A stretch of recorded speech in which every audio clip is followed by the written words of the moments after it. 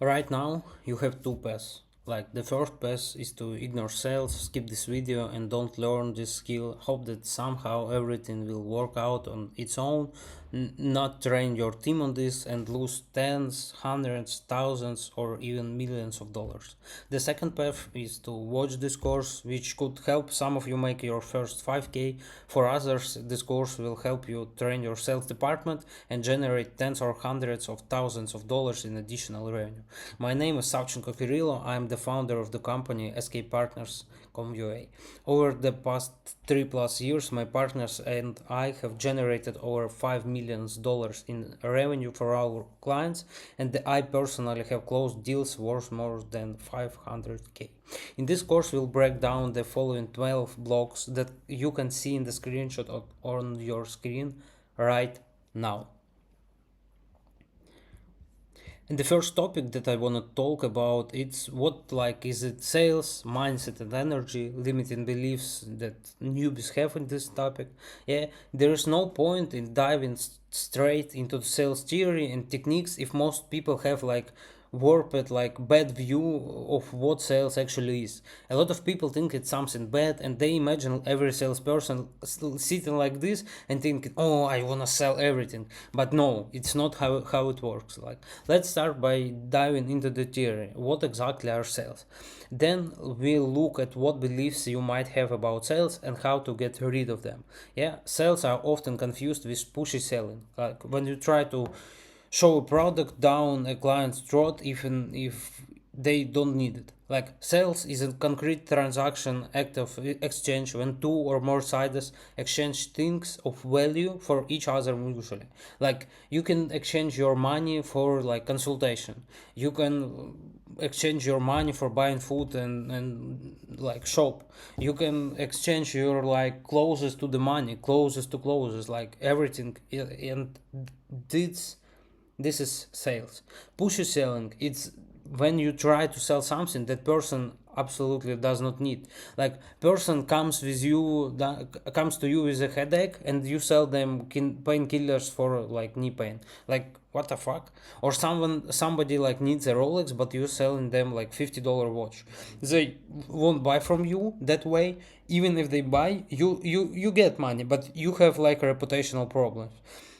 So don't sell people things they don't need. That's the first lesson you should know. Second, yeah, about negative beliefs about sales, all this one. What limited beliefs looks like selling it's pushing a bad product on someone. No, we talk about this belief above, so let's go to the next.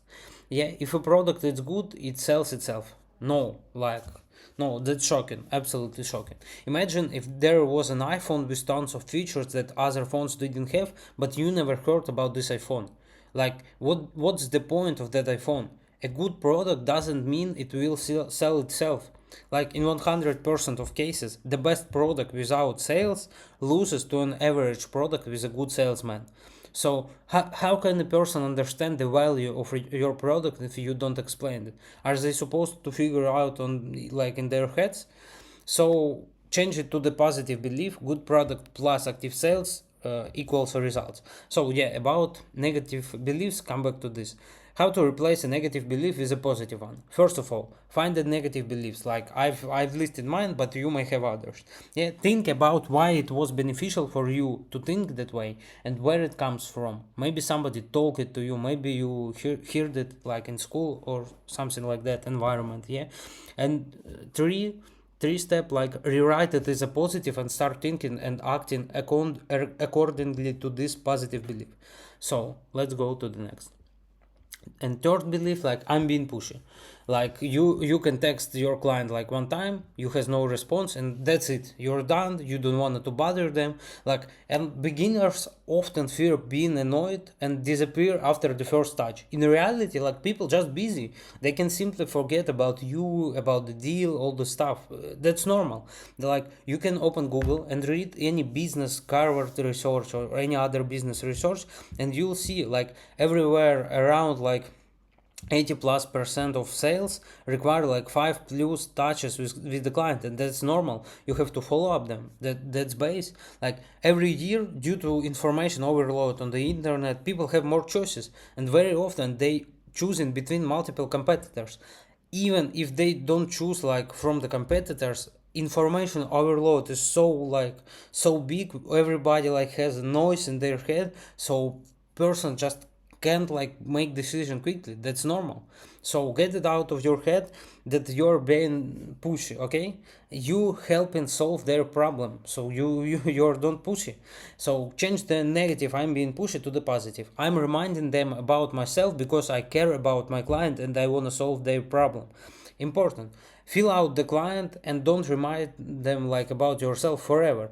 Some people like you can do this, but some people don't need help. They need to mature and come to you for a solution to their problem themselves. Like you cannot, there is some people you cannot help them. They should like find a way and came to you and said like, yeah, I need your solve. So yeah. Okay, never let go of a client after just one touch. Never. First, four. I have no experience. Who's gonna listen to me and buy from me? Like, man, I'm right now talking in English and I don't have much experience, but we have like cases in America already, in Europe. It's a classic imposter syndrome. A person believes they need to earn the right to sell through years of practice. No. Again, there is like much focus on yourself. Me, I have no experience. Who's going to listen to me, buy from me? The client isn't buying your resume. They buy not buying your experience. They never see it. They won't care about it. They buy in confidence that their problem will be solved. At base, like a beginner with genuine interest in client can close deals, and often like can close better than experienced closers, because like what I see in sales closers, yeah, like so much experienced closers, they have like beliefs, but they like calcify it. You cannot change them, you cannot teach them. Like their mind, like they closed. And like if they look at every client like as just another number in their report, they you will probably close better than them. So that's okay. So change the belief to the positive. My genuine interest matters more than experience. Five, belief they will reject me. That's humiliating. My life is over. No, brother. Like, remember how many times in your life you've been rejected. Like, really think about all these moments. You, first of all, you cannot read, like, really remember all of this. Second, you still alive, you healthy, everything fine with you, you're watching this video. Yeah, sometimes a client rejection feels like a personal judgment. Like, the client didn't buy, so I'm bad. That's not at all. Like, this sales, it's not about you or your sales skills, like it's just sales skills. It's not about you. Like you don't become worse because of it, and your life doesn't end over it if somebody like reject you. Fear of rejection paralyzes you. Like what I have a common with you, if you are starting out, you afraid to make an offer, afraid to name the price. I had that at my first company where I work. It was US market. Like I wait, like literally I wait 5 minutes before every call because I so afraid. So yeah, how to get over it? First of all, constant practice. You have to like call as much as you can. Second of all, you understand that rejection isn't because you're bad. It's because your offer or your sales skills seemed insufficient in that moment. Like that same person in a different state might have bought from you. So yeah, change the belief. Rejection is a normal situation, not a death sentence. You have to understand, if client rejects you, it's not about because you bad, it's because of your offer or your sales skills, and you need to improve that. That's okay. Six, it's awkward to mention the price. This all comes from fear of rejection. When I was a beginner, I would say the price quietly, like I was afraid of rejection. When I had more practice, I would see situations where somebody would only like write price in the chat just to avoid saying the number out loud. They afraid. Yeah, uncertainty about price. It's also uncertainty about value. If you don't believe the product is worth that money, the client will feel it instantly, and you afraid to call the price. First of all, yeah, you should learn. You should know this rule: sell a product or service that actually delivers a result. Ideally, like if you try it on yourself if it's possible. Maybe you sell some course or service, you have to do it by yourself. Like if you sell content service, you should do this for yourself and know that it works. Or maybe you should have cases. Yeah. Second, as simple as it sounds, write the price in your script and read it out. Just don't think about it, just read it. It will be easier way than you will, and you after time you get used to it. So yeah, we talk about this like in scripts and in block 7. Also, we change the belief here too. I state the price confidently because I believe in its value and I'm not afraid of rejection, and my product really help clients to solve this problem. Yeah. 7. Being a good salesman is a talent. I don't have it. Like that's lol. Like I'm not going trying to convince you otherwise or tell you it's not true. Let's look at it from another angle. Yeah, there are people who drove amazingly. Like they were just born and they drove like 10 out of 10. You look at their painting and it's like masterpiece. Like oh my god. But if you would ask me like Kirill, draw a person, I will draw like this, and you can say it's funny, but I'll say it's just lack of practice, simply because there was no need for it. I don't need to like draw like I'm sales guy, like for what? So I don't know if I can draw like maybe 10 out of 10 out of 10 in my life, like uh, even if I have talent for it, I don't know, but maybe I need to dedicate a year to get 7 out of 10, but that's still higher than like 99% of the people of the planet. And this applies to every field. You have no guarantees. Like when you were 1 year, 2 years old, you couldn't walk, but you didn't need guarantees to start trying, right? So you just gotta do it. Like you only learn in the practice. So maybe you're the best salesman in the world, but you won't know unless you actually try. Like you really should dedicate yourself. Yeah. Maybe you will only be able to sell at like 7 out of 10 level and still close $1 million deals, and you would be a millionaire. Like I think it's a good scenario. So sales is literally the best skill I've learned it in my life. You learn to negotiate with other people through words, and ideally you get paid for it too.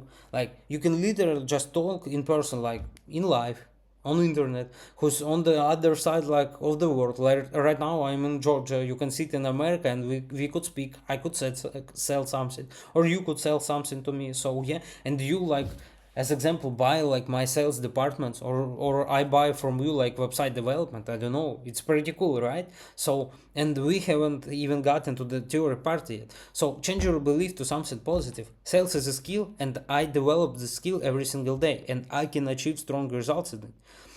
8. I don't want to be manipulated. You definitely come across a situation where someone pushes a product, but client don't really need it. We talked about it before, yeah.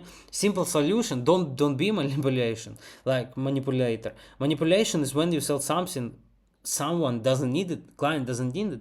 Like sell only when this can solve a real problem for client. If the product isn't fit, like honest salesperson says this. Yeah, I would never sell my like third case sales department set up to someone whose request like sitting some millionaire on the Monaco and like I want to buy a yacht. Why he would need like sales department? Like what the fuck? These things have nothing to do with each other. That's the whole point of this absurdity. So change your belief to something positive. I sell honestly only what actually helps. Moving forward, we're done with beliefs. Like is this in this section we still have talk about mindset and energy.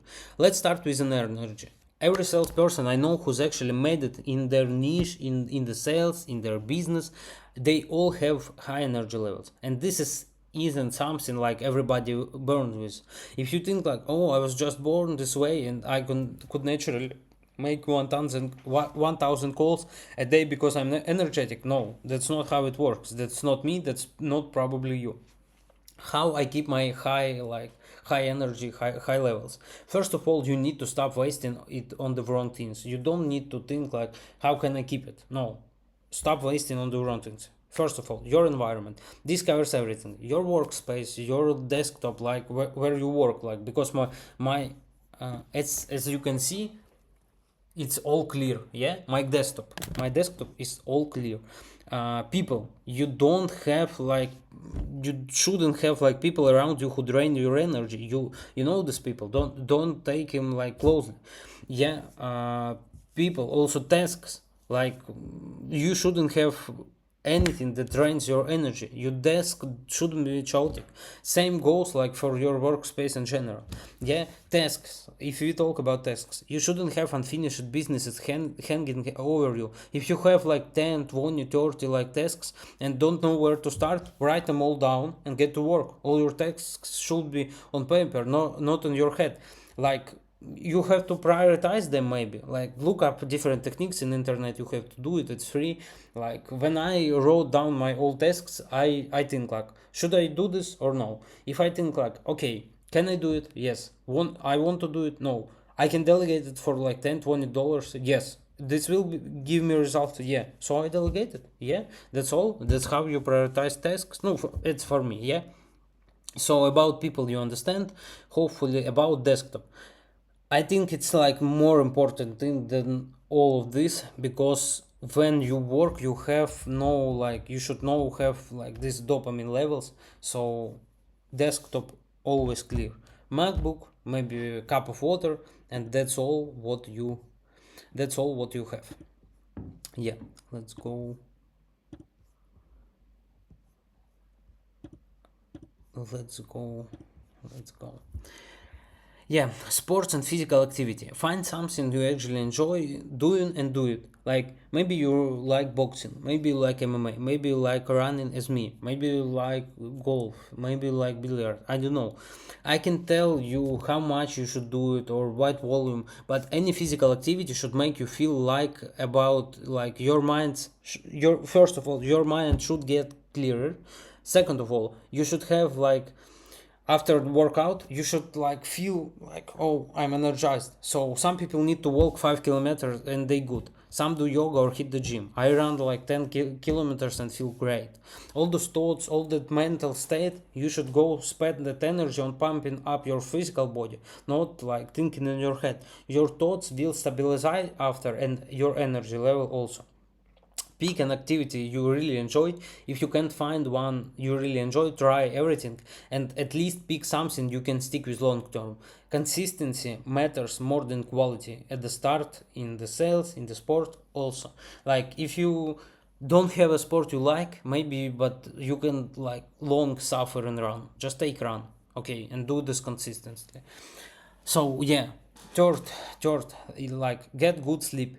Quality sleep has the strongest positive impact on you and your results than everything that I talk about above and talk next. Get good sleep, like at least 7, 8, 9 hours. Find what works for you and do this. 4. Don't start working immediately after waking up. Find your own morning routine. I don't talk like about this Ashton Hall, all this kind of stuff when you wake up, like 1 hour you prepare to work. No, like at least for me, yeah, let's talk about me. My psychology works in a way where I wake up and I already like ready to work immediately. I literally, I don't need to do anything. I don't drink coffee. I have a tea maybe like once a year, like on Christmas, you know. I never touch energy drinks in my life, but that's how just it for me. But I don't go to work immediately, because then I rush through everything and do it like badly on the like high cortisol. So at the morning, I every morning I do meditate like for 10-20 minutes at least. That's my baseline minimum now. Yeah, that's enough to sit down and work with a calm head. When it's close like to the summer, like right now, I usually add like 30, maybe 1 hour walk too. So since I live always by the sea and walk along it, it's like cortisol like this. Yeah. 5. Before the sales work, I sometimes stood on nails, danced, like, or turned out on music and jumped in one place for 1-2 minutes. Like, if you try to own your body, you like turning on your brain. These are like emergency tips when you have only like 1 or 5 minutes to get in this like state when you are like energized, you know, like just I don't know, turn the music, like turn the Skyward or any phone can jump and jump on the one state. Yeah. 6. Don't listen to music while working, like period. Unless you pump up yourself before sales, that's fine. Sounds weird, but like I work without music. Everyone's already written about dopamine and work online. You can Google it, but you don't wanna, like, you wanna work more hours and more productive. So don't listen to music. Like, if you feel you will work longer with music, no, you just fooling yourself. Learn to work in silence. In sales there's plenty of entertainment anyway. You always talking to someone, and not always good, like, clients. So yeah. 7, watch your diet. Google it too, it's all described online. I'm not a nutritionist. Look up the connection between motivation, work capacity, and what you eat. You can read about how insulin work, dopamine work. I'll give you a little spoiler. Just remember how you felt after eating a big slice of cake, or maybe rice, or maybe like something like this, rice with cheese, or after eating a heavy meal. Did you feel working after that? No, I don't think so. So yeah, right now, like, I'm on a diet, but not on the diet. It's like, I don't know how is it in English, when you try to give up on something to take something. Like, it's more spiritualistic for me, not like just diet. But right now I'm refusing from sugar free, all the stuff, and like until at least it's 3 more weeks. Yeah, 3 more weeks left. So already I lost like maybe 5 kilos. I feel energized, all this stuff. Yeah. When it comes to mindset and what else can help us sales, I'll write down a list of my rules, insights. If you have any questions, let me know. First, quantity, consistency is more important than quality, because when you do so much volume, the quality is like, it's based. Second, if you don't give up, you might be surprised how far sales skills can take you. I wanna quit like dozens of times. Literally, when I work like as a sales closer in companies, I have so much like stressful days, so much stressful months. So yeah, but I don't give up. So that's when we are now. 3. There is no such thing as bad salespeople. There's weak skills that can be strengthened. So don't blame yourself, just try to do better in sales. 4. You won't sell every product and work with every target audience perfectly. If you are selling badly, maybe you're just in the wrong place. Yeah, that's literally like, I work in one company and I sell like for 20k months, and then I go to another company and in 1 week I sell like 10k. Yeah, that's basic offer for 1k, but yeah, you understand, like, it's triple my result. Yeah. 5, if you are going to work for a company, the team's energy also affects of your results. If you're a business owner, you should understand your, like, atmosphere in the team, all the stuff, it should be positive. Everybody should be like crazy, but in a good way. Everybody should wanna like set the records, all the stuff. 6, sales skills help in all areas of life. You need to negotiate a purchase of something, there is your skill. You need to sell something, like, I don't know, iPhone, watches, there is also your sales skill. 7, you never earn less in life once you learn how to sell. Income will grow every month if you don't stay like in one place and don't work. So I think we can wrap this up here and move to the second part, block 2. It's our sales stages. And the second block is the sales stages. Here's 5 second stages. It's opening, it's discovery or qualification, like identifying pain and needs.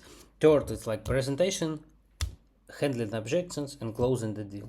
Yeah, so we already discussed mindset with you, beliefs, what sales are, energy. Let's get to the meat, let's get to the theory, like in a practice. Moving to block 2, the first stage of sales is opening, and within it will be sub stage like programming for dialogue, or like setting the frame. Opening is one of the most important stage in sales. Let me explain why right now. First, opening. Imagine someone calls you and speaks in a sad voice, like, "Good afternoon. This is manager from this company. You left a request with us. Is that right?" And imagine somebody calls with a smile, like, "Kirill here, good afternoon. You left a request with us for this. Like, remember? Like, all right." Which person gives off more positive energy? Who would you want, like, continue talking to? Like, yeah, I get it if you don't want generally keep talking to a salesperson, but like, think about real situation you when you actually have a request. Like it's like obviously the second one. So opening is the stage where you establish first content, create a first impression, relieve tension, earn the right to continue the conversation. The client shouldn't hang up to here. Yeah, the main goal of the stage not to sell, not to tell the price, like, but to engage person in further conversation. Like example of good opening, like, good afternoon, this is Kirill, you left a request with us for this service, remember? Or like, is it correct? There's also a trick, like sometimes people say my name is Kirill, like I'm from this company, I'm a manager, but I say it right away, this is Kirill from this company. When you say this is Kirill, it like relieves tension in the person's subconscious. And when you say this is Kirill, it's like their body is calling, like, hello, this is Kirill, my phone doesn't work, calling you from another call, like, text me. So there's even popular Sarah's book could talk about this, like it talk about crocodile brain and phone call anxiety, all the stuff you have to relieve tension.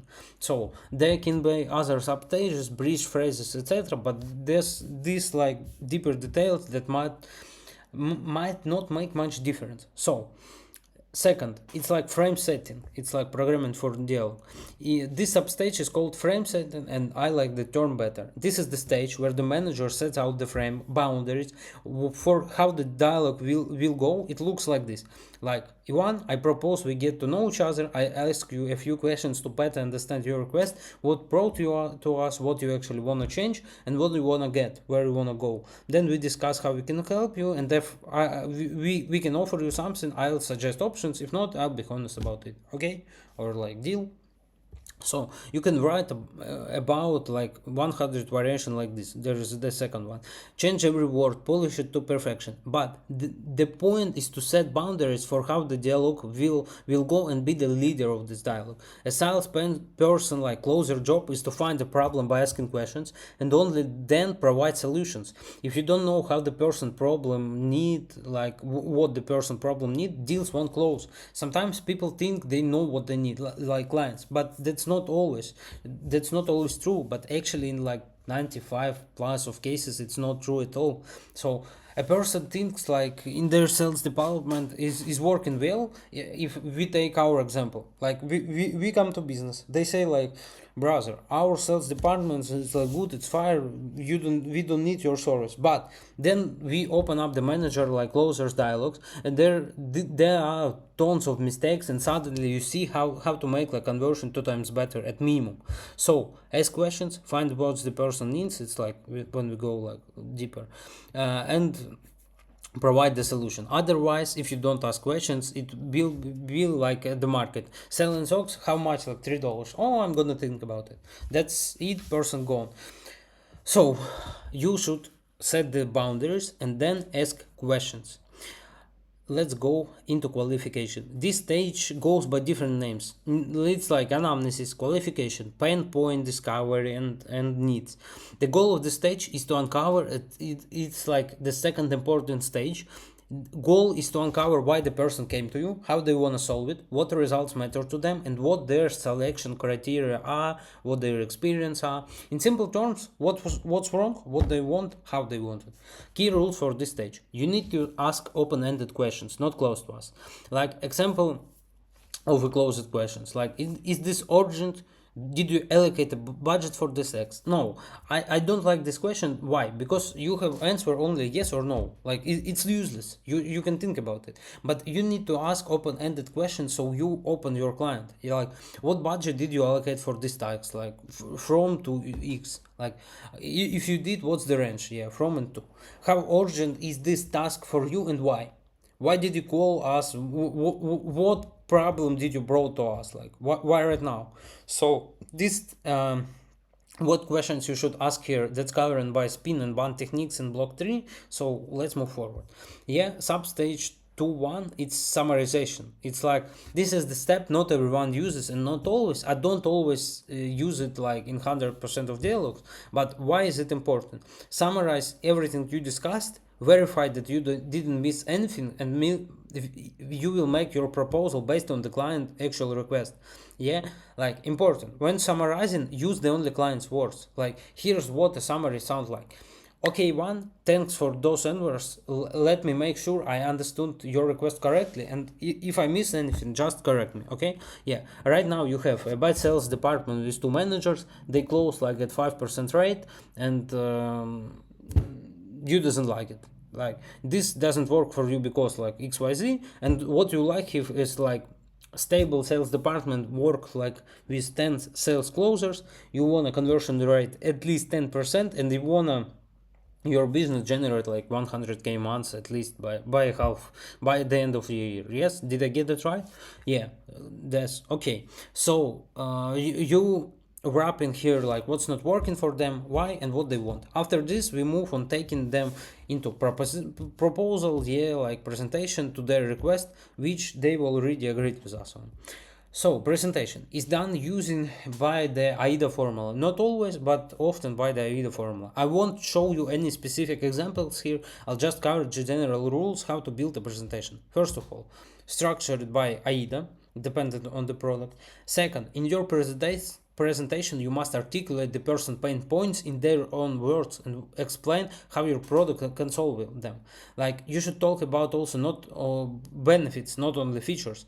Like, if you talk about pain points, like if somebody said like we need sales department, I don't like our sales department because two sales closers work badly. So when I do the presentation I will say we hire you three more closers that work not badly like these two, and they will do like not only 5 but at least 10% conversion, that's guaranteed. Like, if we do the example like a website about benefits and feature, I develop you an awesome like website. It's nothing clear, that's probably a weak offer, it's like only feature. But if you say with benefits, I develop you an awesome website that will bring you X clients per year, that's benefits, just like the website I build for my clients like case study, or I'll fund you guarantee. That offer sounds much better, doesn't it? So your product presentation absolutely must include a guarantee, even an illusory one. It will increase your conversion to sales. Next come the 4-step sales is handling objections. Like, there's two type of objections. It's like genuine objection and implicit or false. What the like difference?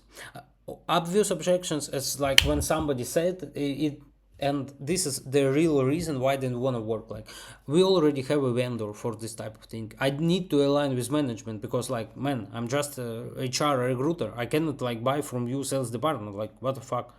So, or maybe your product doesn't fit our needs. So yeah, that's the real problem, if they real need it. But what like false objections is simple, like, oh, I need to think about it. Like, what the fuck, like, what do you want to think about?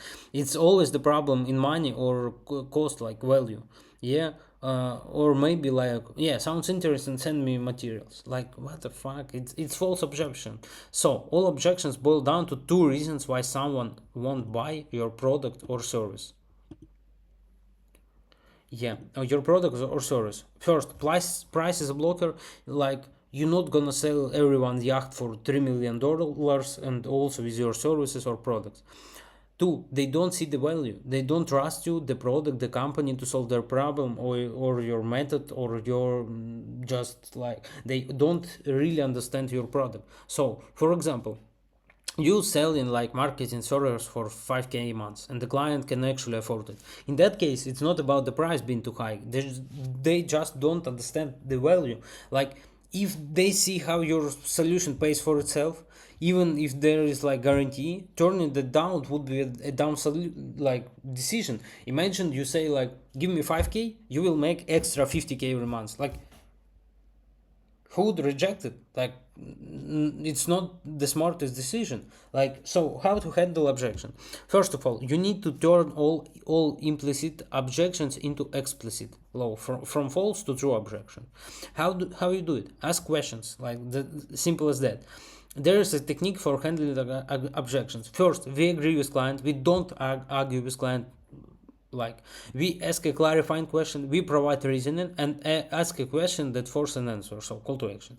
Okay, you said it expensive, but what exactly do you mean? Because most of our clients say it's expensive either when it doesn't fit their budget or when they don't understand the value. Like, what's your situation? Oh, So like when somebody said, okay, okay, I will think it. Yeah, of course, I understand you. I would do the same thing because it's like important decision after all. Like, so most of our clients say they would think it about it when it doesn't fit their budget, or when they don't understand the value. What's actually going on with you? Can you tell me, please? So if it's in false objection, find the true objection. If it's true, clarify whether they see maybe another like alternative solution, maybe suggest one. For example, like, brother, your service is good, but I don't can't pay you like 10k months. Like, I can't pay full amount right now. Okay, so like, but like, if we like don't take the price, we take price out of equation, like, everything you see, you watch, you hear about our product, is it works for you? Are you sure this will help you? Yes. Why this will help you? Because of this. Okay, so like, if you have money right now, you should pay. You can pay if you have money on the table, and we should work. Okay, okay, like, how much money you have right now? Like, I can only have 5k. Okay, brother, but if you be split like the payment right now, 5k and 5k at the end of months, would it be like fit for you? Of course. Yeah, so you have a deal, let's go. Yeah, then we are going after handling objections to closing the deal. This is the final stage. What matters? First of all, end every phrase with a question that directs toward action. So, are you ready to get started? So, are we doing this? So, are you praying and go? Ended the conversation that the seller to initiate. Two, give a deadline but without pressure. Like, the urgency, if you want to make the urgency, it needs to be real, like an actual deadline, condition, or limitation. Fake urgency, like sale like minus 10% only today, can destroy trust. If this is B2B service and you handled objections and the person say like they need to talk about the partner first, let them go. But firstly say like, if you don't have a partner and you make decision by yourself, everything good for you. If people say yes, okay, just let them go. B2B deals usually close on multiple touches. It's okay. We cover that next. Four, try to close the deal, but don't like overpressure client. This is a fine line, like, that varies from client to client. You will find it. That covers the stages. So yeah, let's move on to the tactics and techniques approach sales. Block 3, moving to the next, it's sale techniques. I want to talk about spin, selling, bond, burger or sandwich, cross sell, upsell, deadlines, all these triggers. Globally, sales techniques are just patterns that people have tested and found they work. That's all. The first technique is coming up with spin selling. There is this guy Neil Rackham. Maybe you see him. Maybe you book his you read his book, and he got curious about like why some people like 40 years ago were closing way more B2B deals than others closers. And he took an entrepreneurial sales approach. He started asking the top salespeople what exactly they were doing differently. Turns out they didn't even understand why it is working for them. That's all. But that's all, and that's where it all started. A 20-year analysis of 35k customer meetings, which eventually led to spin technique being developed. Spin abbreviation, it's also mean like every letter means something. S, situational questions. P, problems. E, implication. N, need to pay off. Situation questions, it's like the current state, like where do you live, what is your name, like, do you have website, do you have sales department, like, how are you selling right now, something like this. If we talk about my example, problems, it's like uncovering pain points and needs, like, are you satisfied with your sales department, with their conversion, is this where you want to be, or something like this. Yeah, implication, it's simple. You don't need to think about this implication. You amplifying the pain and showing the consequences of the problem. Like, imagine your closers sell one more year for only 5% conversion, not 20 as they can. How it would affect your business. Yeah, and need to pay off. It's like, I want to say, it's like good question. It's like you leading toward the value of the solution. You ask this question to move people to like make make a decision with you. Like, imagine if you had a fully like staffed sales department that will establish processes and convert not 10% conversion but like 15, 20. How much faster would accelerate that your targets on revenue, all the stuff. So need to pay off. It's like when you asking question and move them to the solution with you. Yeah. Examples, I also, I don't like really, maybe it's not neat. You can read it. It's like spin questions in like IT custom development. So you just ask questions. Yeah. Important questions can change from situation to situation, from client to client. Different target audiences, different questions, even different segments within your target audience may already need some different questions. So you absolutely must write them down to track which pain points and requests your client have. The essence of spin technique is to make a person realize the problem, which is why it works great in B2B. The second one technique is band. Budget, authority, need, timing. It's like also abbreviation. Budget, who makes decision. Authority, need, pain point. Timing, it's like time or deadlines. We talk about band technique right now. Band is a classic lead qualification methodology in B2B sales that helps determine deal potential client, is it like relevant or no, like roughly what questions you like must ask, you can ask on band techniques. Like budget, what's your budget for this project, do you have allocated funds. Authority, who else I need to talk to, like is it only you have partners, like who signs the contract. Need, like what are you hoping to get out of working with us, what are your problems right now, all this stuff. Timing, when you want to start like build sales department, are there like any deadlines? Yeah, so let's go to the next. The band technique is often used in conversation where people don't have much time and you need to understand their budget, who decision maker is, what they need, how urgent it is. Like spin is more about nurturing prospects and making the sale, but like band, it's very quick qualification, not the actual sale itself. So it's more a qualification method to figure out if this person fit your product, your service or no. So which technique you should use? If you have a B2B business and people like sit down to talk with you like for the long time, they're ready, spin should work great. If you don't understand the leads like potential, is it good or no, band. If you're doing like cold outreach, email campaigns, cold calls, and you know who your target audience is, like who you call or who you text, you don't need them like ask budget anyway. Like if a company has like 10 plus million revenue and your service like 100K for 1 year, like it's a small deal for them, so you don't need to ask budget. So let's move to the next techniques. It's burger, cross sell, upsell. Burger. Everyone calls this technique by different name. Like you have to something. This name explain the techniques like itself. You have something on top, in the middle, mid, and something on the bottom. In our case, it's value, price, value. The burger is a presentation technique where you state the value, then the price, then finish like with more value. We could talk about two examples on the website development. Like imagine you tell like client, we'll develop a website for you with these features and this, it will give you like this result, price 10K. And the second idea, we'll build for you website with like X pages, it's like landing or many pages with this kind of design. The price for all of this will be like 20K. Additionally, we guarantee that your website will generate like X% conversion rate from traffic to leads.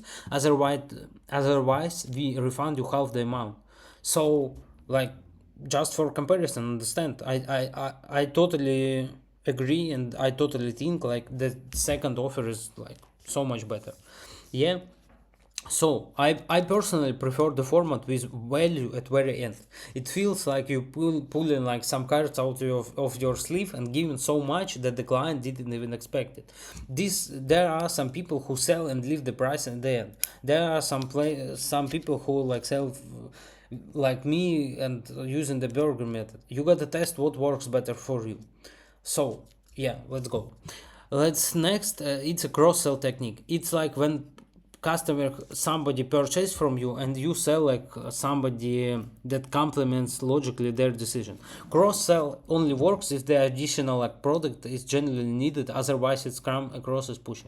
You sell like reels turnkey, like 30 reels, like and people say like we need YouTube producer. So like if you can cross sell them, you can make long form videos, not only short term. It's like cross sell. So yeah, I talk about my example as a consultant, all this stuff, but yeah, like if you sell custom like development website and people say like we need app development, so yeah, sell it. It's a cross sell. But other technique is upsell. Upsell is when you sell somebody and then sell more of it. Like client can come to you and say like, hello, I want like 14 iPhone, like 120 gigabyte, and you say like, okay, you doing SMM, yes, okay, buy it, it will good for you. But then you can talk to them and say like, brother, maybe like 14 iPhone, like 128 gigabyte, it's good, but if you take it like 14 Pro Max, like 1 terabyte for SMM, it will be good because of this price more for $300, but what you will have like this, and you will not change this iPhone anyway, like 2 or 3 years. So I like personally recommend buy this, but the first variant like also will be good for you. So that's the upsell. Yeah, I talk about this. You can screenshot if you want. So people often forgot about these two upper techniques. It's like cross-sell, upsell. This is often a great way to get additional money without attracting new leads and without spending anything on marketing. So let's go to the next. The next sales techniques are triggers. Triggers that motivate a person to make a purchase. It's like deadline, scarcity, FOMO, social proof, authority, comparison. Like what's important? People are already sick of these fake stories like, oh, we are raising prices on Saturday. Like if you're really raising prices on Saturday, everyone needs to know about it and why, and like give a heads up in advance. Like not when you call like in a Friday and you say and you talk like, oh, today we're gonna like go up our prices. No, like talk about it in your content like days before. Two, scarcity. If you have a backlog of projects, like imagine you have like 10 ongoing projects and you can take 11 or 12. Talk it to your client, show them your like direct messages, so you can take like, let it be real. Yeah, FOMO, show it with real examples, dig up actual info and numbers. If you are using some triggers, make them truthful. Triggers definitely should exist, otherwise how are you going to motivate someone to buy?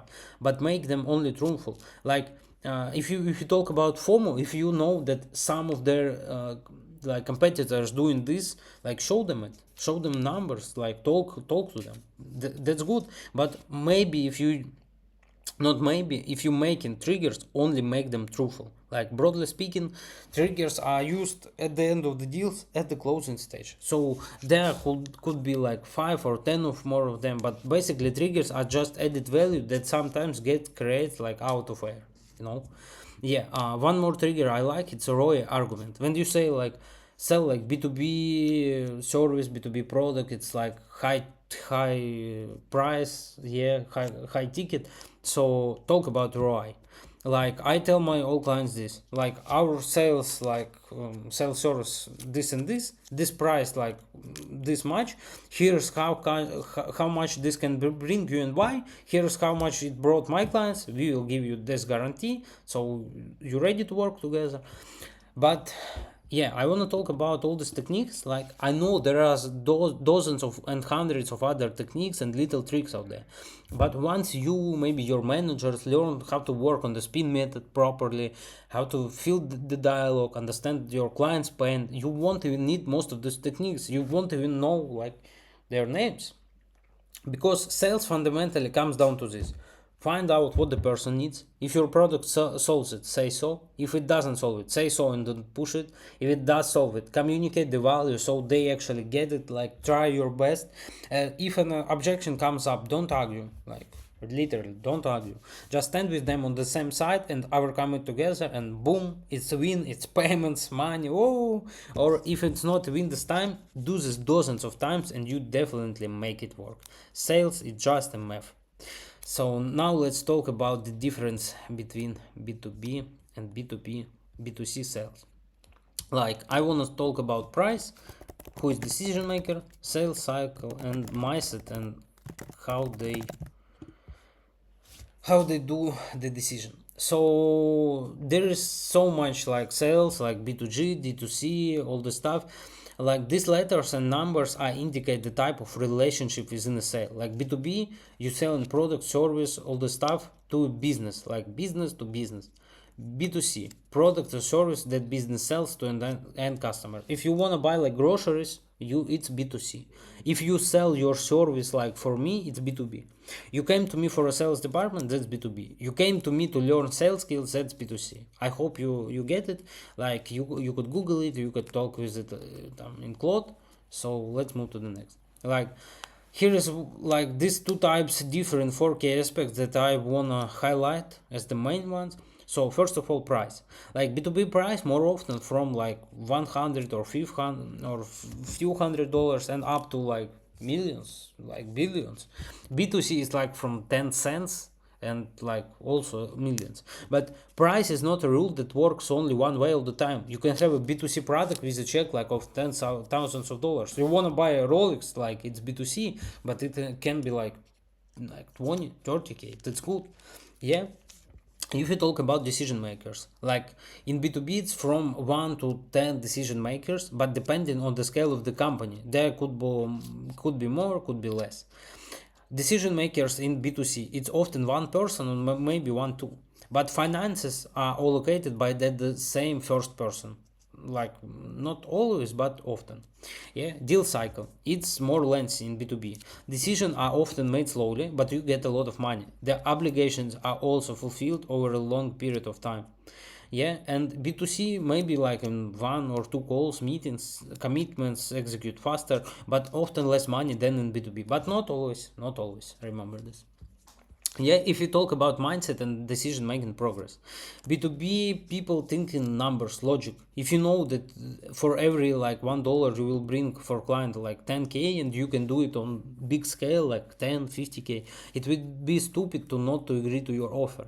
Like B2B clients, they value more as an expert, your business, your intellectual investments. I mean here like how do you spend how much focus do you spend on their business, not how smart are you, but how are you like more focused about their project. Yeah, they dig less into the details, not all of them again, but often like they dig less into like than B2C. They are all about the bottom line. Your worth is worth exponentially more. Like if you build an amazing sales department like for me, and every like client sit at hookah lounge at 8 p.m, and if he mentioned like Kirill built our sales department, like next day somebody calls us and like, hey Kirill, can you do this for us? So yeah, 1 second. So yeah, that's how it works in B2C. That's not always here. Like engagement and personal interest matter the most. The higher the deal value, the less they care about case studies, and the more they look at your energy, your whether like you have that winning feeling. Do you have it? Like can you do the result or no? That's what they care about. That's what we like watch in our sales departments and our clients. So but B2B clients, they more skeptics. It might be hard to sell initially, and the first meetings can be tough, really tough, but once you establish a real connection, it's for the long, like it's long relationships, maybe for the long life term. And if we talk about mindset and decision making in B2C, it's these decisions made more by emotions, logic and numbers don't always like convince them. Images and examples of people like them matter most than in B2B. They are more critical about minor details that don't affect outcome. Yeah, that's true. Why this? Because like people in B2C, they have more fears. Case studies are often required. They are easy willing to engage. After the worst call, also they can just easily disappear, but they pay faster. Like in B2B, you can talk with people like 10 times and only after 10 times he would buy. But in B2C, like you can do a good dialogue, you can talk with people, but like after the one call, he would disappear. You never ever would like hear somebody news from him. So, but regarding these rules, it doesn't always work the way I described. There are always exceptions because all people are different, and sales, it's all about people. I also want to add something about like your pricing. You know, like the bigger the deal size you are working with, the better it is for everyone involved in the transaction. Like if you sell in some service, like try to increase your price as much as you can, adding the value as much as you can, because like when you have some uh, often like freelancer consultants, marketing agencies, IT companies, they wanna like say price, but they say about their price from their head, not from the reality of the client. Like imagine you charge like 2 or 3K from client, and like you have problems with this project. Like would you be really like interested in solving this project for 2K a month, like, and like I don't know, going every day is like this card is all? No. But if you charge like 10K months, it's like would be more easily. So yeah, it's like Hormozy picture. You could screenshot it and think about it, like, because imagine like if you charge like 10K, your profit it's going up, your perceived value of self, you start like yourself more. Like client, if you charge more, he would like results, he would like more your results. Your service levels also go with price. Your sales team or your like conviction, it would be much more. If you sell like service 10K months, how you shouldn't believe yourself. Yeah, so yeah, that's how it works. Yeah, moving on to the next 2 points: how to get hired and how to train managers, and how to hire managers. No, right now we have to hire managers. Yeah. uh, of course, there will be a separate video on how to hire salespeople. Here I walk you through what I do, like how to do it by using examples both from my own sales experience and from my perspective as a consultant. And how to do get hired and how to hire others, we will talk about here. Like not much, but we will talk. Moving to block 5, how to get hired in sales. Look, like sales people have hierarchy based salary on communication channels and expertise level. Put simply, in person meeting we'll have like conversion more into closing into than video call will have more conversion in closing than phone call, and then like DMs. So sale conversion decreased from left to right. If you can sell something in person with a big ticket size, like in person, you will make a lot of money. You're developing yourself in every possible way, like also with video calls. But if you can sell video call, you are likely have like less expertise than in person meeting. Yeah, you are fighting like just turning on your camera, as silly as it sounds. Yeah, phone calls, even less expertise needed here. You need to learn how to speak properly, learn techniques, and buy just a microphone. Yeah, maybe not even camera. So writing communication is DMs, it's often simpler and less well paid and brings in less money, but not always. Yeah, you will find like some DM setters that like making crazy amount of money. So if you are a beginner, go straight into phone calls or video sales call, or maybe in-person meeting. Why? First, you will level up quickly. Second, you can earn money then like more money than like 90% of professions that require 6 months or years of training. But like in sales you can learn like maybe in like 2 months to sell like really good. Yeah, you can grow and later become a manager or like head of sales department, sales director, or even start your own business, because sales skills will develop you incredibly. Like what you need to pass interviews starting from zero. Like first, polish your resume. You need to showcase all your sales experience. Example of a better resume descriptions. Yeah, that's from my consultant perspective. Like I sold this product, successfully handled the objections, filled out CRM system and report.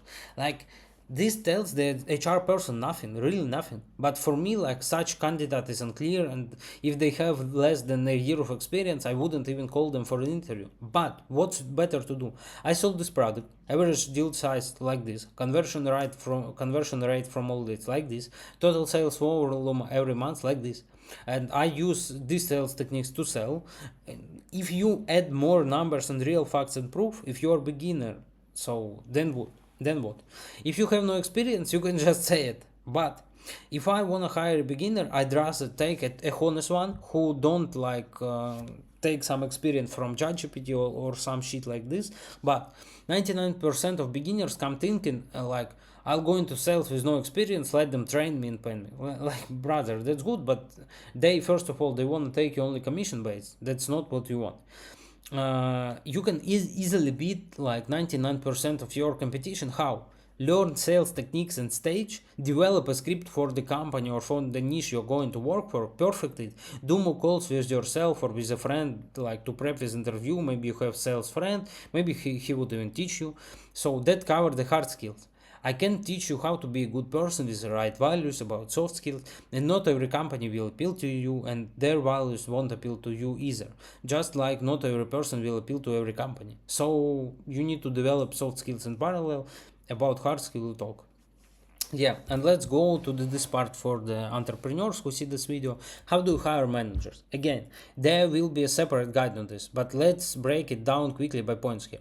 First, are you hiring your first manager, or are you at like fifth or tenth hiring? If it's your first one, don't hire like star managers. You know, this kind of managers that like, oh, I'm good. I don't want to like feel CRM. I'm closing so much. No, they quit fast. They burn out. They won't do what you actually need. First, you perfect the system. You hire your first sales managers, build stable revenue, get out of of sales yourself, and then move on to hiring more, hiring your fifth, like 10th or beyond. So right now you can bring, like, if it's like your fifth or 10th manager, you can bring like star sales people. But if you everyone is a star, like, you probably scroll to, like, imagine a football, if all the team like from the Ronaldo, like how will you play with them? Like, it's such an incredible. So what criteria to hire and what matters? Like, first, don't settle for mediocrity. If a candidate seems to have major red flags, they do. It's not like, not seems, they do have red flags. You wouldn't pick someone like to be your husband wife for 3 months and then swap them out. Why invest in the time, money, effort, like all this stuff? Second, don't hire candidates whose values don't align with yours. If people come in whose values like or experience don't resonate with you, maybe like they get from scam or OnlyFans or like stuff like this, don't even call them for an interview. That's fine. It's just basic funnel filtering.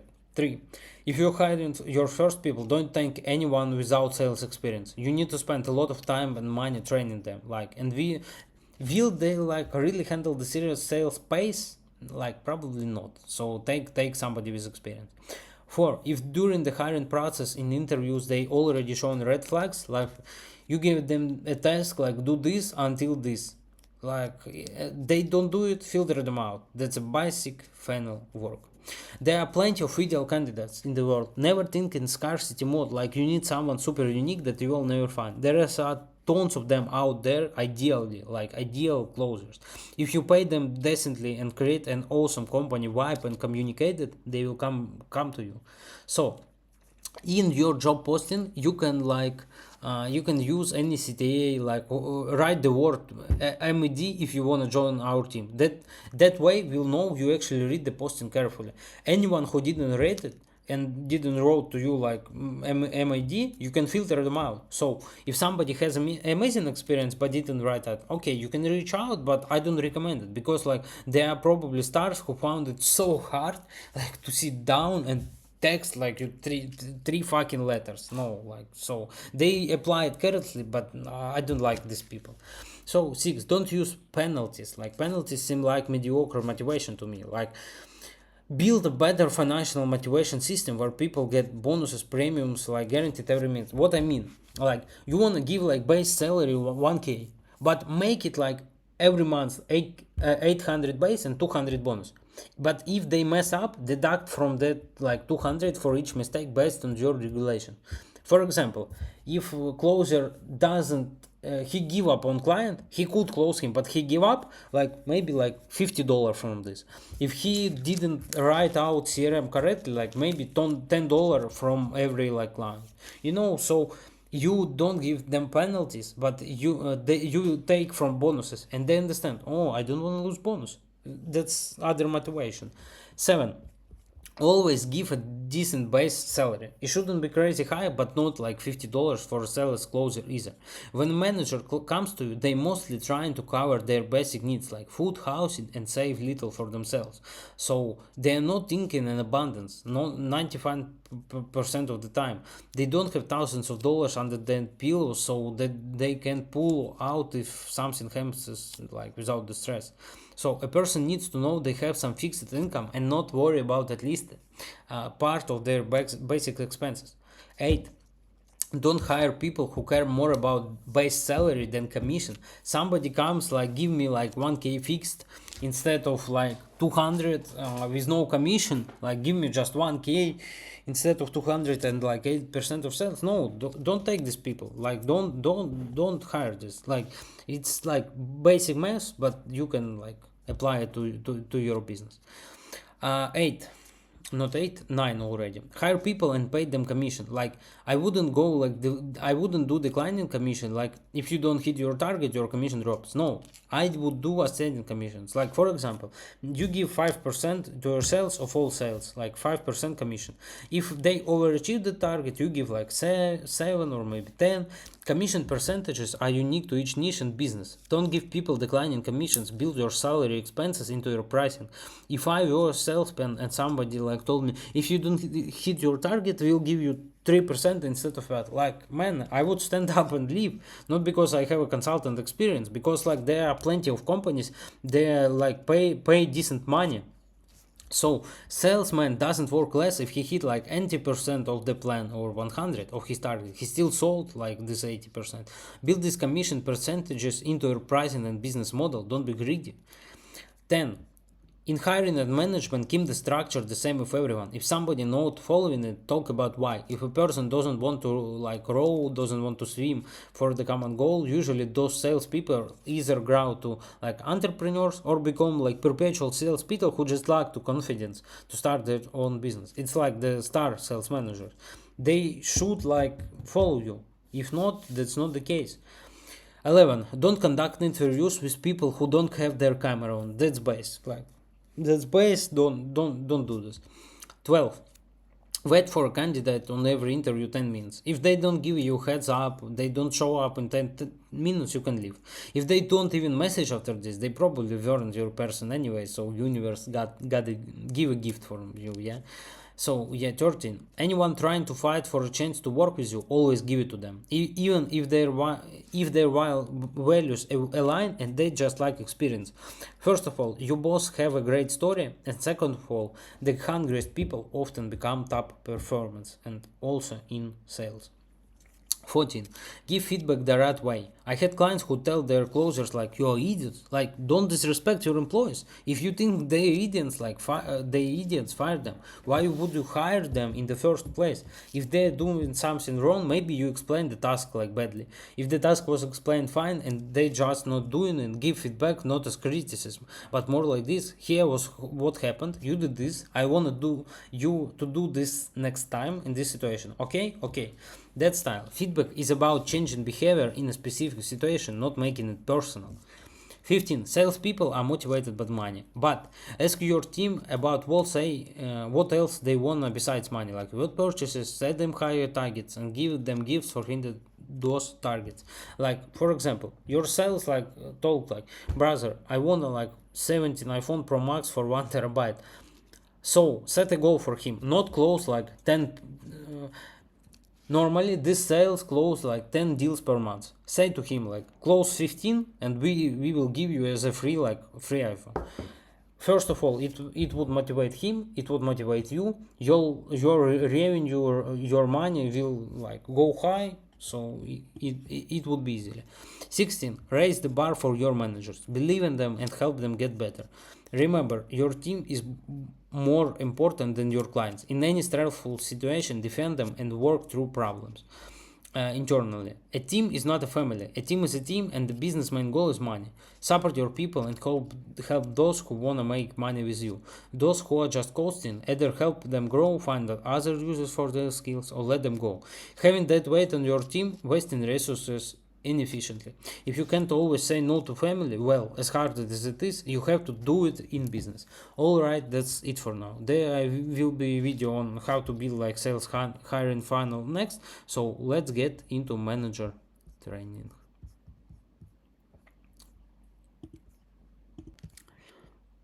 So the sixth block is how to train managers your business. We are gonna talk about quality control center, scoring tables, and simulations. Like what included in manager training. For your managers to perform at a high level always, you need to train them. First of all, you need to train them sales techniques at stages. They need to understand how to conduct a conversation, what to say, your scripts, etc. Second, how to do it correctly and systematically. Like following a script isn't always necessary. I've seen salespeople who don't use scripts and close more deals than anyone, but it's important to cover the key points, pains, needs, all the stuff. And three, work with their mindset, thinking, and goals. There is in sales the quality control department. This is a department that systematically analyzes your stage where deals happen. I mean, like if you close on the calls, it's calls. If you close in DMs, you analyze DMs. If you close in the like video calls, you analyze video calls. So and you analyze and gives feedback to the managers, yeah, to your closers, basically. Like once you analyze the stage, you need to run simulations like test call messages with script practice and real customer situations, but only between managers. How to analyze calls? I'll tell you right now. First of all, pull all successful conversations from recently, find repeater patterns in them.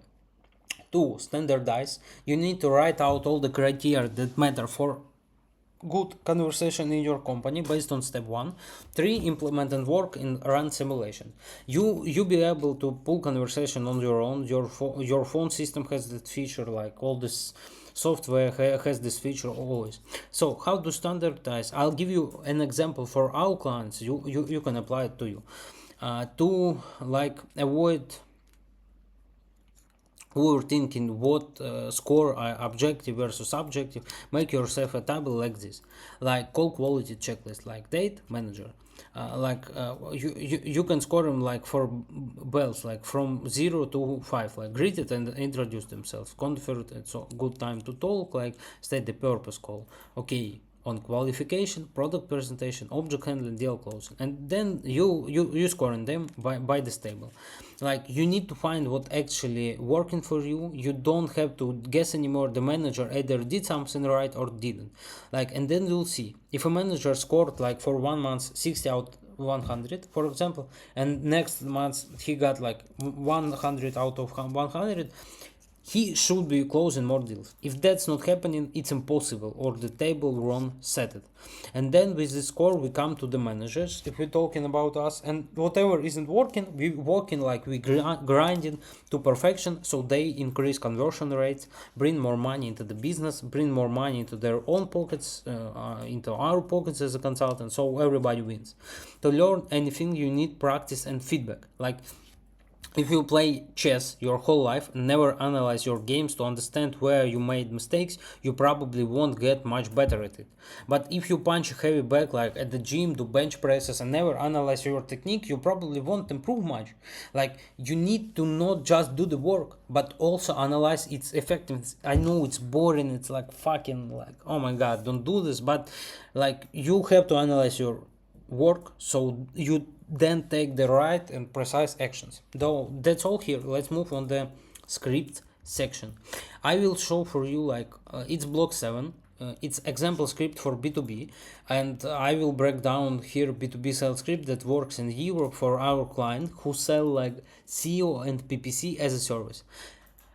Script building only like you build any script like the stage of sales: opening, qualification, presentation, handling objections, and closing. opening like, hi Ivan, you give a request for ECO, like, is it correct, is it correct? Here you can do like quick minute small talk based on something you know about the person. For example, like if their profile picture shows a Harley Davidson motorcycle, you could say, oh wow, I always wanted this one, like great taste. This way we are already setting the frame that we are friends, we are close to the client, we're not only like talking about business. Then you set in the frame. Let's do this. I'll ask you a few questions, how, like, to understand your current situation and goals, and then we will talk like how we can help you. But it's more detailed here. Then discovery, anamnesis. We talk about their points, needs, what they wanna, like. Have you done SEO before? Experience, like what's your niche? What do you do? Do you already have a website? How long has it been running? Like what's your average deal size? Like do your clients search for you on Google? Like some niches got no search, in that like case like SEO PPC won't help, all the stuff. Then we find their pain, but like what's the actual problem? Why do you need this to solve? What are you trying to solve? Like you can also like what's really hurt here, digging deeper, got it, but like what does it mean like for you specifically? Then amplifying the pain, then urgency, then budget, like, and then maybe if you go into the spin, you can like also end this like with need to pay off. Like imagine we build for you like SEO, so your website going to the top 3 Google search, so how does it like affect your business, all the stuff. Yeah, then we do the summary. Let me recap everything. I've heard you have this, you wanted this. Is it correct? Correct. Okay, so let's go to the presentation, how we can help you. It's important, it's B2B, so it's not only like one call. You do the one call, and then the second one, then where you show your offer individually by your client. So then we talk about presentation, how it work, like show you real clients real results and numbers. That's first block. Then how we do this, like how we report, how we work, then like our experience and expertise, and the last block is like terms, pricing, all the stuff. We could go like long in it. You could just like, I will scroll down so you can screenshot it and read it by yourself. Like we just talk like how we should talk, and then we talk. Important, you in presentation, it's so much important to ask questions often. So not like every 10 seconds, but in the presentation people not like listen to you after, like imagine you listen to your friend like for 10 minutes and he only talks like, do you remember this talks? I don't know. No, probably not. So you should like always coming back these people to the dialogue, so you ask them questions like, you see these questions like, by white, has something like this happened to you? Does that make sense far? So should go more into detail. So yeah, we talk about this. You could replace them, but like everybody, you should stand on like, if client said like, I'm really interested in price and cases, you could say it like about this block 6, and you could say about cases like first this. So that's maybe enough for you. Yeah. Next, it's a pre-close. We don't talk about it, but it's like pre-close. You do it before closing. You ask questions, so you understand are your presentation is enough for the people or no. So yeah, here are questions. You can read it, or you probably can screenshot it. And the next is closing. So then I suggest booking a call tomorrow at like 2 p.m. Does it work for you? Okay, go. No, like when it works. Okay, perfect. So we are set tomorrow, June like 15 at 2 p.m. we jump on a call. I have the proposal ready for your project. You come and look at the actual number, so and we can talk. Yeah, it was a real pleasure talking with you today. Have a great day, like, and see you tomorrow. So the script is not a magic pill. It will and should always change as you work with it. But here's an example what works in Europe for our one of our clients. Block 8. Working with inbound leads, general rules.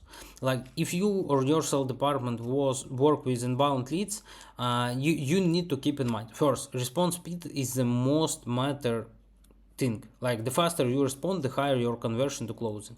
Here's the thing: companies that try to contact a potential client within an hour, receiving a lead qualification that lead seven times more often than those who waited like even 60 minutes, and those who waited like one day or more qualified leads 60 times less. 60, like imagine 60 frequently compared to those who responded within the first hour. Like 60, man, it's like your impact mean nothing like if it's 60.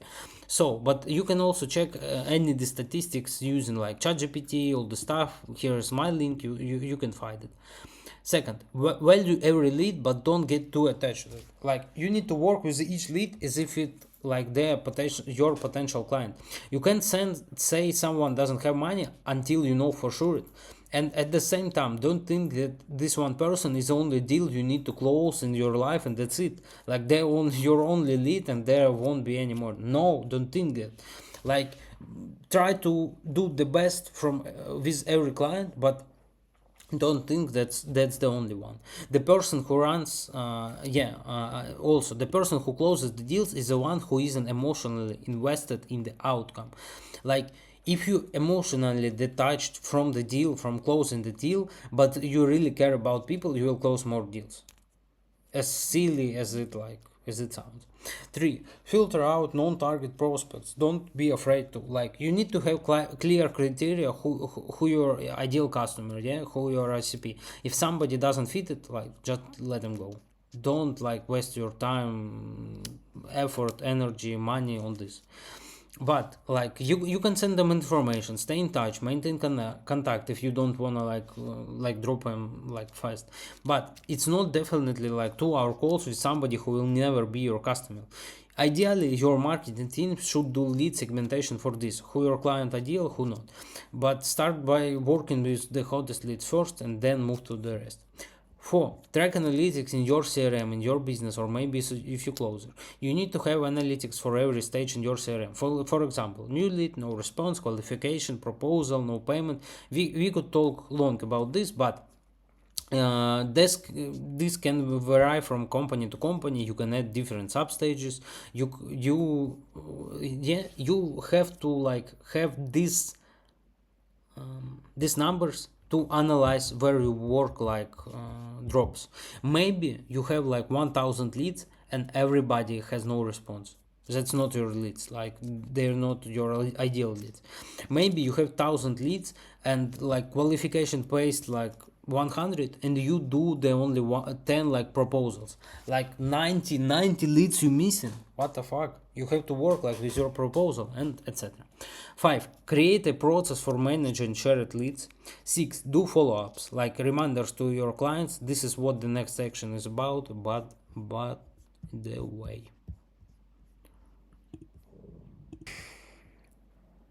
So, the 9 block: how to remind clients about yourself or leads, how to do follow-ups. Like the most underrated thing in sales is follow-ups. People who didn't buy it now, but they are your target audience, often can buy later. And for that, you need to keep the connection going. Like what mistakes happen with client follow-ups, what I see in my experience. Like writing things like, so what's up, let's work, are we gonna work together? No, like I'm sick of follow-ups like that. Only one time this and then go. 2. Following up even when there is no real reason to. It's like more to like first step. 3. Giving unnecessary info like top 5 sales hacks in 2025. Like I doubt really that will be useful to anyone. Like sales hacks, what the fuck? Like 4. Sending everyone the same template text with zero personalization. 5. Writing until the very end, like not knowing when to stop. You don't wanna to annoy the client and ruin your reputation. What you can and should do is first turn leads in the good like relationships. What I mean by this: send them news about your niche, like their niche, usual info, cases, all this stuff. 2. Give them real value, like it can be like this: like you want, hey, by the way, here are some tactics your sales department can implement. We are doing this already in your niche with your clients, like with your competitors. If you want, we can talk about this like more. You send him like this value, and he saw it, he can implement it and see the results. 3. Be genuine. 4. Update clients about new developments, case studies in their niche if you have it. Also, yeah, 5. Think about why a person would respond to your follow up. Your messages need to either have a strong idea or they need to trigger an emotion. Like writing, hey, hope you're doing well, what's happening, wanna work together. That might be land the first time, but after that, no, but I don't like this follow up much. And you might not wanna write like in the first time either. But my best performing follow ups were in this format, like name, like Ivan, question mark, like this, or like for God's sake, or for Allah's sake, answer me please, and this hand spraying. Some kind of value. Maybe you did answer me, but just mentally, and a cat picture like with the text, like we are waiting your answer, and like cat on this picture are crying. Also, this could be memes with text on follow-ups, like not sure if 100 follow-ups attempts too much, or should I keep trying? Just waiting for your reply, waiting for your response, waiting for your invoice. You could take this topic and keep going deeper and deeper. When I was looking for answers myself about following up, how to follow up, I couldn't really find something that I couldn't find much theory from other people. But you need to go out and test this on practice and watch how clients respond, because only they can tell you if you are doing right, and how else would you know about this? Yeah, they vote with their wallets and invest their money in your product service. So that's why you need to test and see on numbers. Yeah, moving next. Block 10. How to increase your average deal size on your product service.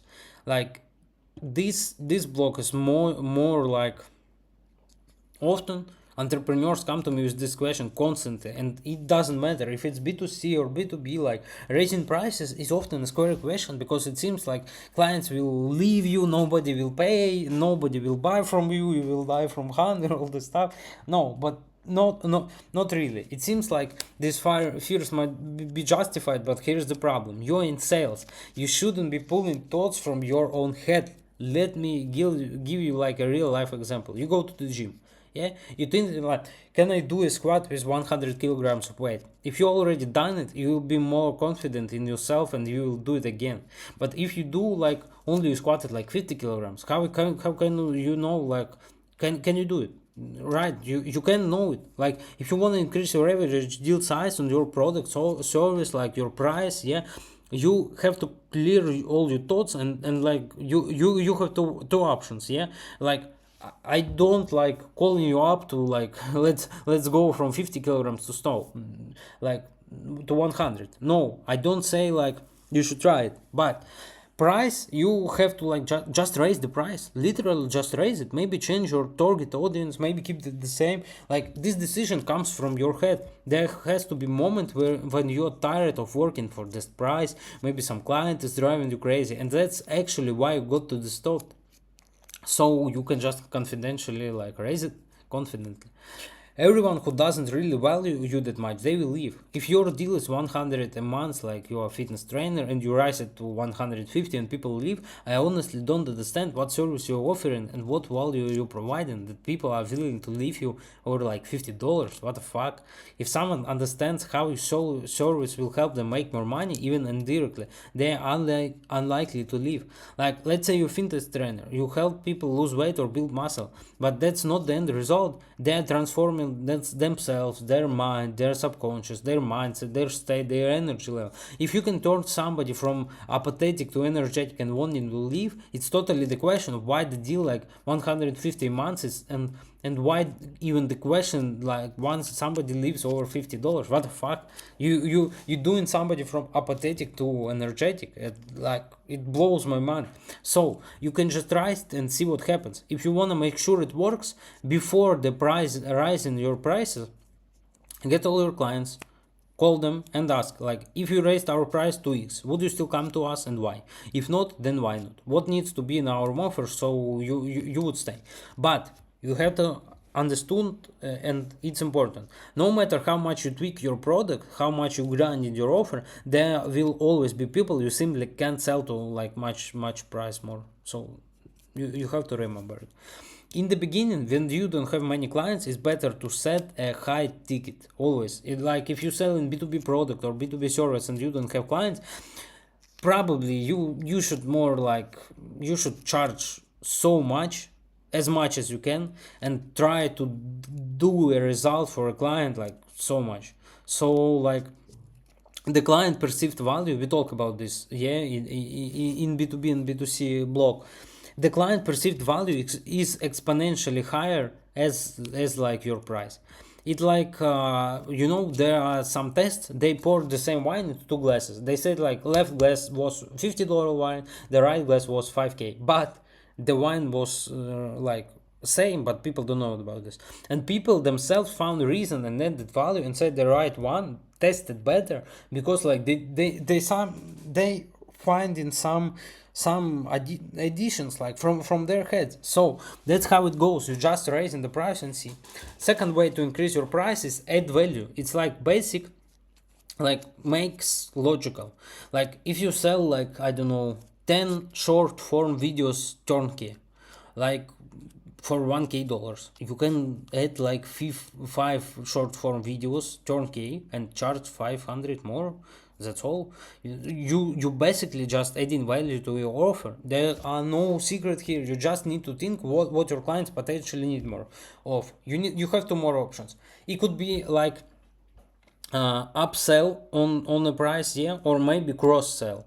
Like you can do like close service. Like if you made reels for your clients turnkey, and you notice your clients often need SMMA, also I mean like Instagram posts, stories, all the stuff to give them leads. Like just charge more and do like SMM also.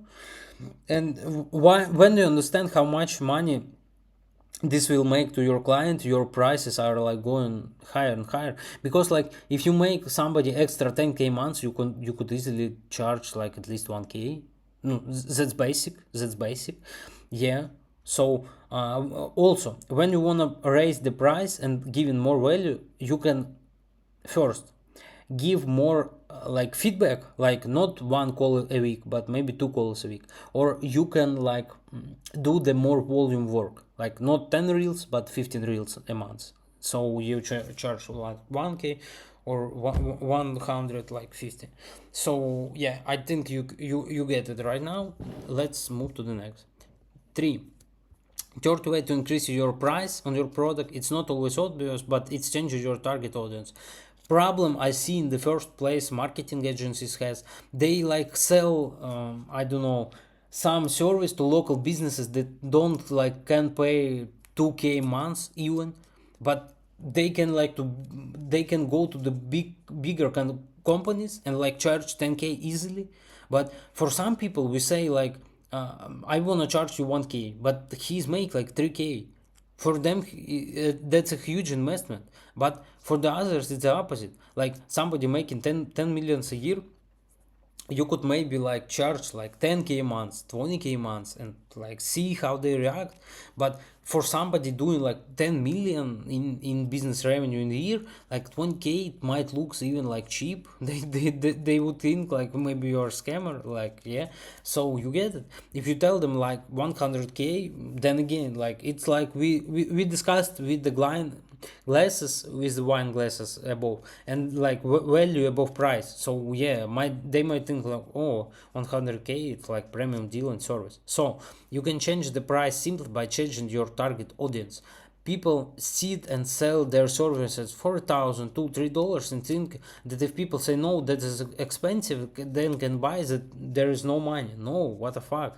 That's not the case. Most likely and very often when you can actually sell, it's a problem like can't actually sell. It's a problem with the target audience. For somebody making 10k a month, spending 1,000 is like okay. But for someone making 100 a month, spending 5k, it's like easy. It's like 5% of their like income.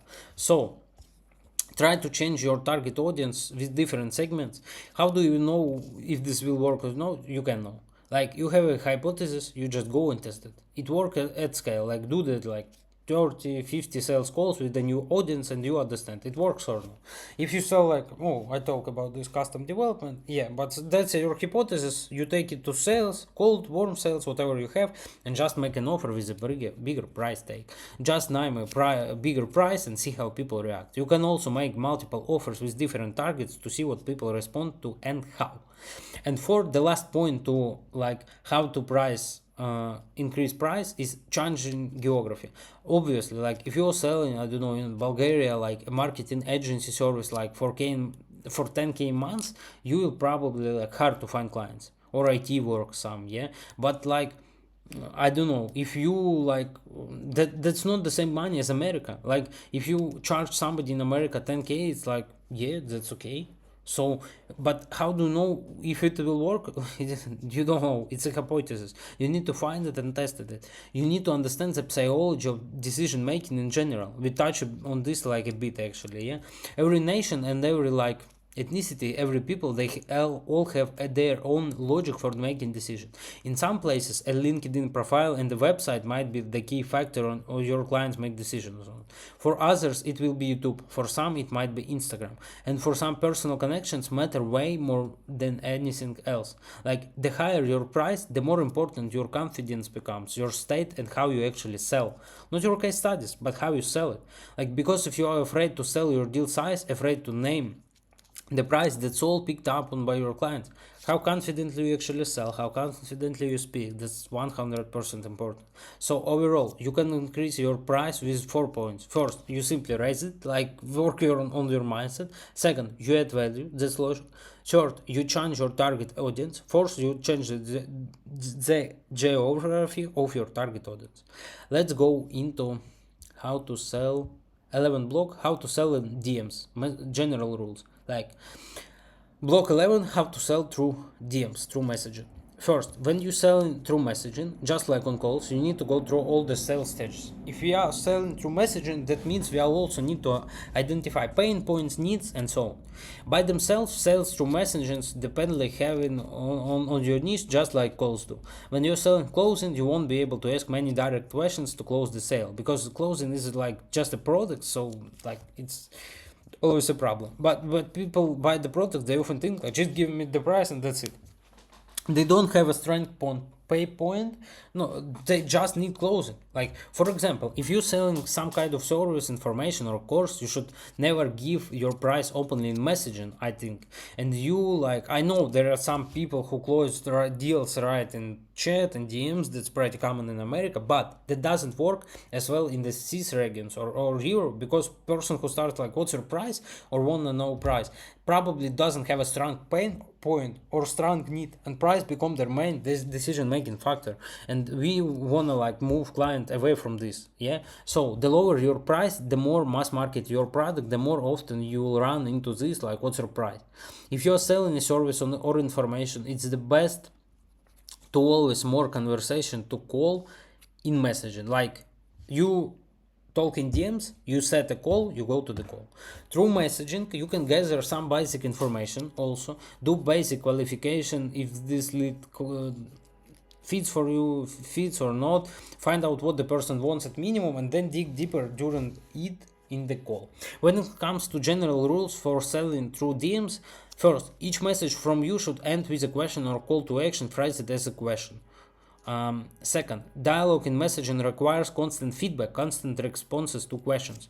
Third, you can use voice messages in messaging.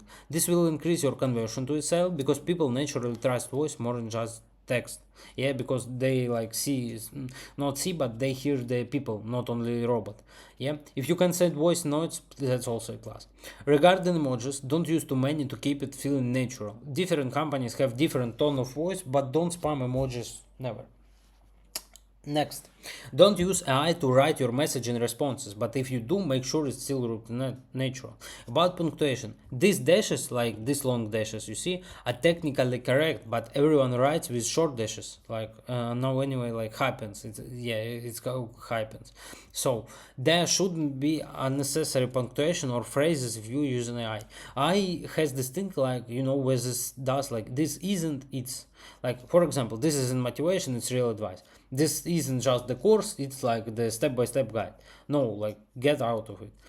If something reads like that, you can immediately tell it's AI. So honestly, I wouldn't use AI in messaging in DMs at all. Better to write a script for messaging and like dance around the script. It's also important in messaging to remind clients about you and do follow-ups as in calls.